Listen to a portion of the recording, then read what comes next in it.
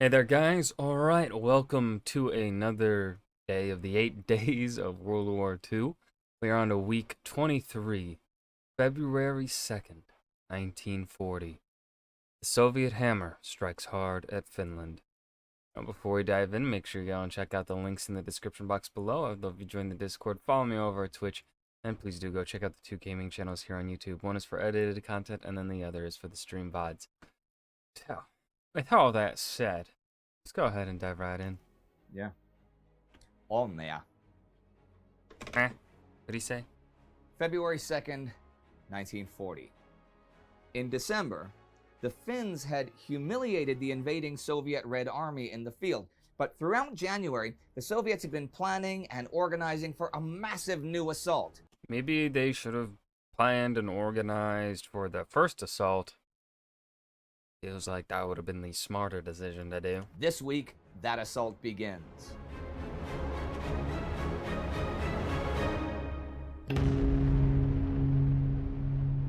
I'm Indy Nidell. This is World War II. Last week, the British made a strong step on the road to cracking Enigma, the complex German encoding system. The Russians continued their military buildup in Karelia, the French were bored of inaction in the West, and the Germans were Were they? They're not doing anything about it. restructuring their economy. They were also still making war plans, of course. On the 27th, the German plans for invading Norway become more formal. It now has the name Weserübung, referring to the river Weser and exercise, so Operation Weser Exercise.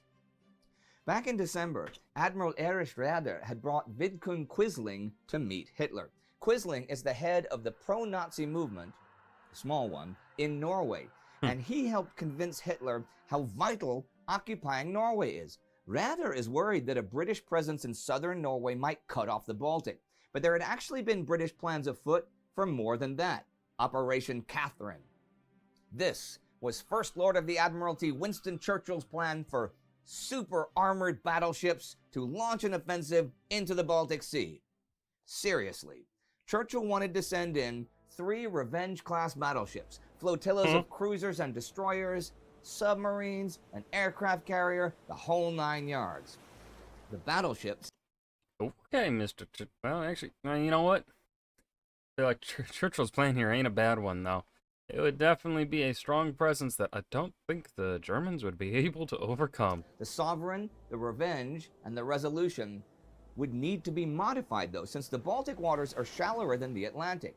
The ships would become slower than they were now, which was already the slowest capital ships in the Royal Navy since they'd been laid down before World War I. But in the narrow channels of the Baltic, that wouldn't matter, and their 15-inch batteries could outshoot German capital ships like Scharnhorst and Gneisenau, at least until Germany's 15-inch gun battleships Bismarck and Tirpitz could be completed and commissioned into the German Navy. Churchill saw a window of opportunity and envisioned these to be armored turtles, and that's important, the armor. Churchill thought an attack by air or by torpedo was the biggest danger to the squadron, so they'd have hundreds of tons of extra deck armor and big bulbous blisters added to the hulls to absorb torpedo explosions. They would also be bristling with AA guns. Remember, the Luftwaffe's bombing skills have not yet impressed anybody too much. And the goals? Cut off Germany's iron imports from Sweden, tie down German warships, convince Sweden and Norway to join the Allies, and intimidate the USSR. Churchill has a habit of advocating naval maneuvers away from the battlefronts. It was he who had been the strongest advocate for breaking the Dardanelles and the Gallipoli landings in World War I. He's also Which, again, I will defend and say that it was not a bad idea. It was just the commanders on the field were stupid, and likely they also maybe needed a bit more support than what they had gotten. I think they needed more oomph there. mechanically creative and was one of the earliest advocates of the first tank prototypes. Opposition to Catherine came from Admiral Sir Dudley Pound, First Sea Lord. Well, it came from a lot of people, but particularly from him. Armor plating was not something that they just had hundreds of tons of sitting around. Pound also thought Churchill was underestimating the value of air power, especially with the ships moving so slowly in such confined spaces so close to Germany. And if disaster happened and the fleet was lost, Italy or Japan might join the war on Germany's side. Churchill didn't help his cause either by ordering the completion of the first King George-class battleships before Germany could get Bismarck and Tirpitz ready for action, since they used the same steel armor plates that Operation Catherine also required. He'd been pushing for this operation since September, but on January 20th, the plans were finally shelved. We've mentioned before other Allied plans. Yeah, there are too many sort of unpredictable factors, I think, with that. I mean, yeah, sure, the armor could withstand. I'm sure the hull armor be fine against the submarines, right? By this point, I don't think submarines are all that much of a worry. At the very least, nowhere near to the extent that they had been in World War One. By now, I think the Allies knew how to count, especially after figuring out the magnetic mines. I think they all knew how to counter the naval side of things against Germany. It is Germany's air power there in that very narrow strait that is the problem. And you can load up those ships with a bunch of AA. You're still super close to Germany. That I don't think it's going to matter. And really all it'll take is just a couple of lucky hits. And your ship is going boom boom. Because you can't really put much armor on the deck. Can't really reinforce the top of a boat too well, I feel like. So Churchill, I actually think this is a worse plan than Gallipoli. I'm gonna be honest. I think it might actually be a worse, because like I don't see how, like, it's too easy to fail. Gallipoli at the very least stretches out, theoretically, in theory, would have stretched out Ottoman forces, which it sort of did, but where they chose to land, and then because of the commanders being super slow to react and stuff like that, or overly cautious, they could not push out from the beach landing and actually meaningfully stretch out the Ottoman plans. I'm speaking theoretically and not in action, because obviously we could just talk about this plan here that Churchill has for like Norway or whatever. Obviously, we cannot speak about it in action because we don't know what it would have been like in action. We don't have the reality to look back on that because the plan got shelved. So we're only going to look at it from a theoretical standpoint. I think from a theoretical standpoint, Gallipoli has a much better plan than this one.